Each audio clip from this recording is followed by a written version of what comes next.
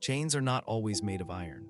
This thought-provoking statement invites us to explore what it means to think like a king in a world where many are conditioned to adopt a mindset of servitude. By the end of this video, you will not only understand why you may feel different from those around you, but also how to harness that difference as a source of strength. You are not irrational, you are not flawed, you are not arrogant. Rather, you are awakened in a society that often encourages complacency. This awareness is not a defect, it is a profound clarity. The reality is that as you become more conscious, you may experience a sense of isolation. However, this feeling of solitude is in fact evidence that you are seeing beyond the prevailing illusions. Marcus Aurelius wisely reminds us, you have power over your mind, not outside events. This principle, rooted in Stoic philosophy, asserts that your inner kingdom remains sovereign, even when the external world feels confining. Great thinkers such as the Stoics, Friedrich Nietzsche, Soren Kierkegaard, and Jean-Paul Sartre have each, in their own way, emphasized that true freedom originates from within.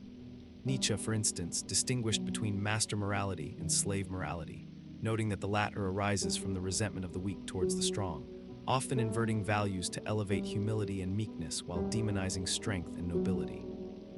These philosophers exemplified the mindset of kings in societies marked by conformity and fear.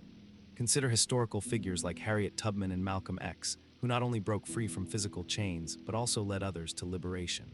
Their legacies illustrate that a king mindset can thrive even in the most oppressive circumstances. In embracing this perspective, you can transform your unique awareness into a powerful force for change, both within yourself and in the world around you. Let us clarify our terminology. The term slave society encompasses more than just the concept of literal slavery. It serves as a metaphor for mental, economic, and spiritual subjugation.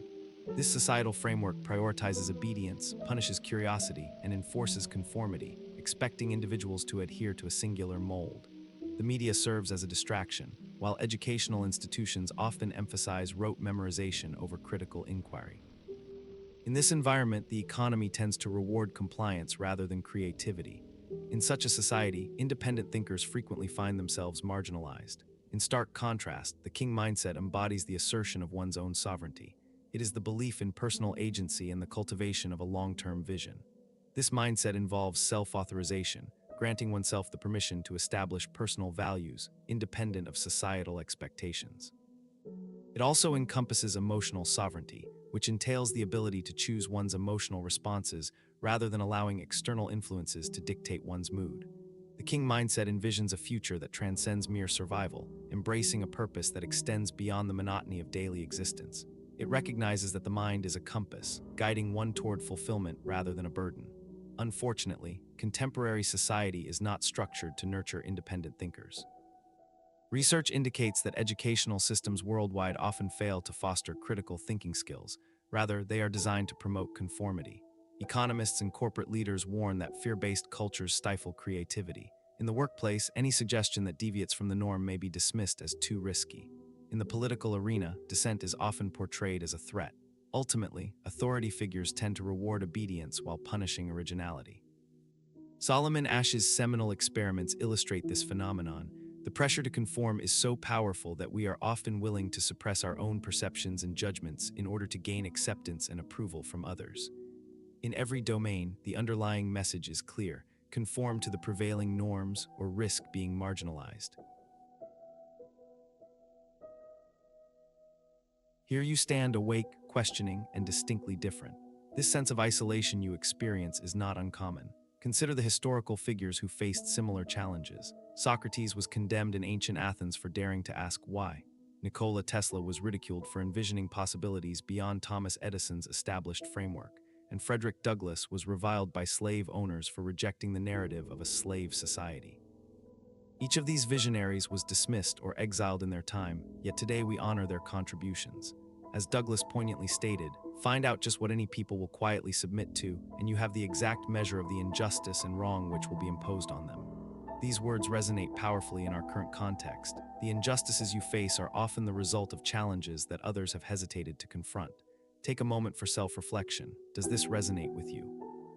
If so, type yes. If your answer is affirmative, you are not alone. Many are beginning to recognize the invisible chains that bind them. Let us delve deeper into a critical question. Why does society often resist the free thinker? The answer lies in our evolutionary biology. Humans have historically thrived in tribal settings, where belonging was synonymous with survival.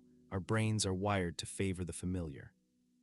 Research indicates that when we encounter symbols of our group, such as flags, logos, or even shared accents, our brain's reward centers activate, releasing oxytocin and fostering a sense of safety. Conversely, a stranger or someone who deviates from the norm can trigger an instinctual alarm. This is a neural survival mechanism. Uniformity feels secure, while difference can be perceived as a threat. Even silence can be unsettling, not for you, but for those who cling to their illusion of safety. Your calmness in the face of their anxiety disrupts their sense of control. Herein lies a crucial yet often misunderstood truth. Their fear is a reflection of their. So transformation time, your mind is not a curse, it's a compass. Yes, being awake feels heavy at times, but it's actually a gift. You weren't made to fit in, you were made to lead yourself. Remember Harriet Tubman's resolve. I had reasoned this out in my mind. There was one of two things I had the right to, liberty or death. If I could not have one, I would have the other. Her escape route started in her mind. Your quest doesn't require literal chains, but mental ones, false beliefs, fears of judgment that must be broken. Now, how do you actually live this king mindset? Tactics for living awake: stop seeking validation.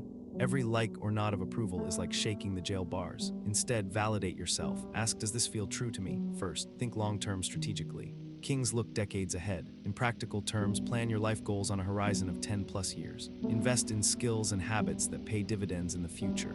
Avoid the trap of instant gratification and short news cycles. Meditate and journal daily. Clear your mind through meditation. Write unfiltered. These practices sharpen internal guidance and build emotional sovereignty. Many thinkers, from Eastern sages to Stoics, have stressed these. See Marcus Aurelius' Practice of Morning Reflection. Fast and question assumptions. Periodic fasting, literal or informational, can clear physical and mental clutter, making hidden assumptions obvious. Challenge every need your society tells you. Why do you work the 9-5? Why do you watch that content? Fasting breaks habits. Build instead of consume. Consumers are passive, kings create. Spend more time making something, a piece of work, a community project, a body of knowledge. Turn ideas into action. Each small creation is a brick you lay toward your own independent empire.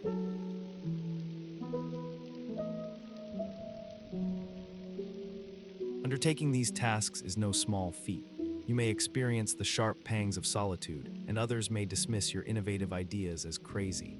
However, it is essential to reflect on this question: whose dream am I pursuing, yours or theirs? Society often offers a comfortable existence, but true peace cannot be found in masking reality with superficial smiles. You were not born to seek validation, rather you were born to seek understanding. /PP empathy emerges when you courageously engage with reality, even in the face of indifference from the crowd. You were not meant to conform, you were meant to perceive the world with clarity. Once you achieve this clarity, it becomes impossible to ignore. This newfound perspective will empower you to break free from the confines of conventional thinking. Look around. If any part of this resonated with you, if you felt the jolt of recognition in any line I've spoken, write "I see" in the comments below. Share this video with one person who you know feels that echo of solitude and search. And stay tuned. In the next video, I'll show you how to live with awakened eyes every day, turning vision into daily practice. You were not born to be understood. You were born to understand. Embrace that. Embrace you.